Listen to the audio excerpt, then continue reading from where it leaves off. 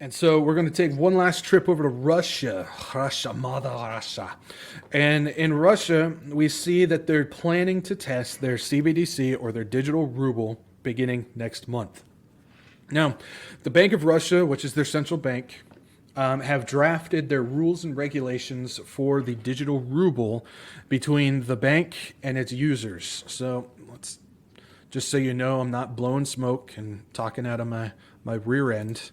It's right here. This is from the Bank of Russia's website. That's their central bank. Rules for the digital platform drafted. This was on Wednesday. So Russia has been on the forefront of the digital ID and CBDC, which is why they're in the driver's seat along with the World Economic Forum for the Center for the Fourth Industrial Revolution Network. Now, this is something that I've brought up multiple times.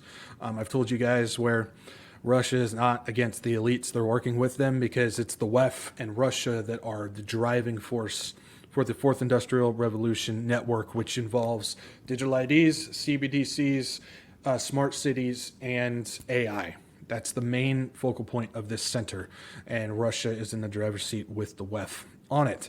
And so Russia's always been one of the leading people of getting digital ID and CBDC out from the very beginning. In 2020, the digital ruble was already, the gears were going to get it done, and now they're going to be testing it next month.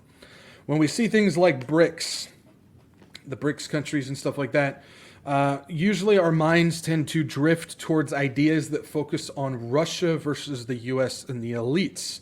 But we often forget who sits above everyone, who controls every bank in Russia, China, and all of the West, and every country. It's the Bank for International Settlements. Now, these guys don't get talked about very often, but they are literally the people who control every single central bank of every single country. The countries and their central banks cannot do anything without the instruction from the Bank for International Settlements. And they're the ones that you want to talk about the control. You've got the Rockefellers, you got the Rothschilds, you got the Soros, and you've got other families that we don't even know yet that are all wrapped up in this. They're the ones that are controlling the Bank for International Settlements, which then in turn controls all of the other central banks. And that includes Russia and China on one side, and the US and Europe and whatnot on the other. They're all being controlled by the same group. And so this idea of the BRICS are coming to, basically take control of the world type of thing. Well, if anything's going to come from that, it's going to be for the Bank of International Settlements. And we understand that the US dollar and the US economy has to crash. And that could be one of the leading elements to do it. But they can't do it without the permission, the instruction from the Bank for International Settlements. The biz is in control of all of these banks and their money. And so they cannot do anything without the instruction from the biz. And it's important to remember that the biz cannot do anything without God allowing it. So while these central banks can't do anything without biz taking control, well, the biz can't do anything without God giving permission for them to do it. It's always important to remember who really is in control of everything that's going on right now. And that's God. He's not up there panicking. He's not up there worrying. He's not, what are we going to do? I didn't know that they were going to do that. Oh, what am I going to? No, that's not God. God is just going, I know all this. I see all this. Now I'm going to allow you to do that. He's not panicking. He's not worried.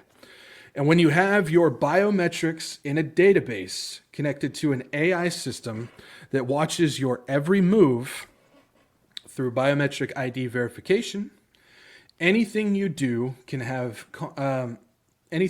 consequences on your finances if your digital money / CBDC is also connected and can be programmed or removed. So again, this is what I'm talking about. You line up those 4 things that we've been talking about and you plug them all together, they've got full control of anybody that falls underneath it. We've seen the GM, the general manager of the Bank for International Settlements, Augustin Carstens, even admits that the CBDCs can be programmed. If they don't want you buying something, they can do that. If they want an expiration date on your currency, they can do that. If they want to shut you down and remove your money, they can do that. It can be programmed.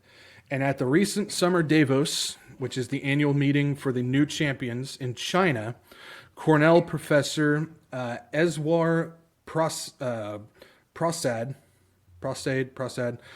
he said what they've been telling us for the past several years. This should come as no surprise. The one final note I will make is that if you think about the benefits of digital money, there are huge potential gains. It's not just about digital forms of physical currency. You can have programmability, units of central bank currency with expiry dates. You could have, as I argue in my book, a potentially better and some people might see it, or a darker world where the government decides that units of central bank money can be used to purchase some things, but not other things that it deems less desirable, like, say, ammunition or drugs or pornography or something of the sort. And that is very powerful in terms of the use of a CBDC, and I think also extremely dangerous for central banks. Because ultimately, if you have different units of central bank money with different characteristics, or if you use central bank money as a conduit for economic policies in a very targeted way, or more broadly for social policies, that could really affect the integrity of central bank money and the integrity and independence of central banks. So there are wonderful notions of things that can be done with digital money, but again, I fear that technology could take us to a better place, but equally has the potential to take us to a pretty dark place. And a pretty dark place it will be. Things are only going to gain momentum from here. Things are only going to speed up from here.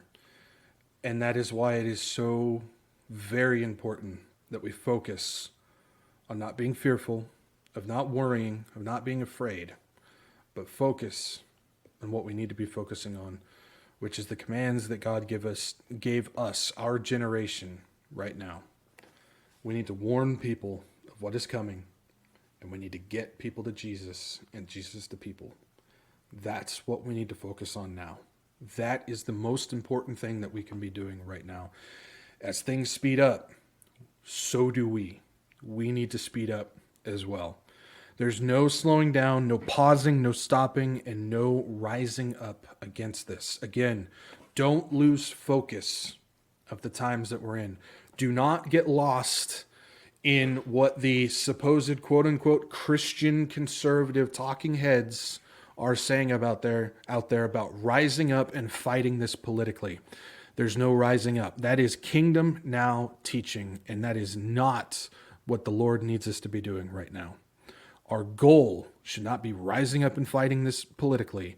Our goal is to recognize the spiritual warfare we're in, understand the times that we're in, and the fact that we need to focus on getting people to the Lord before it's too late. Because while we may be distracted trying to fight a political fight, which the Bible says we're not going to win at this time, there could have been a soul that we could have dragged across that finish line, and they're now going to have to go through the tribulation because we were focused on something that we shouldn't. A distraction that Satan has put in front of us. Don't get fooled by that. Do not get distracted. Do not be deceived. Get people to Jesus. That's what we need to do. That's what our focus needs to be right now. And I will stand by that firmly. And that is, honestly, that is a hill I'm willing to die on.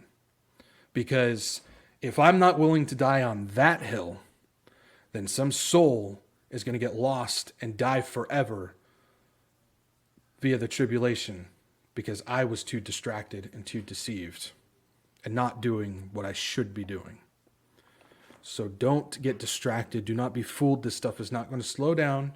It's not going to pause. And all these distractions and deceptions are going to start coming at us even stronger and harder than ever before. Keep your eyes on Jesus and keep your eyes on getting people to him. That's what we need to do. The Bible tells us what will happen. It's not a possibility, but it's a prophecy. These are things that will happen.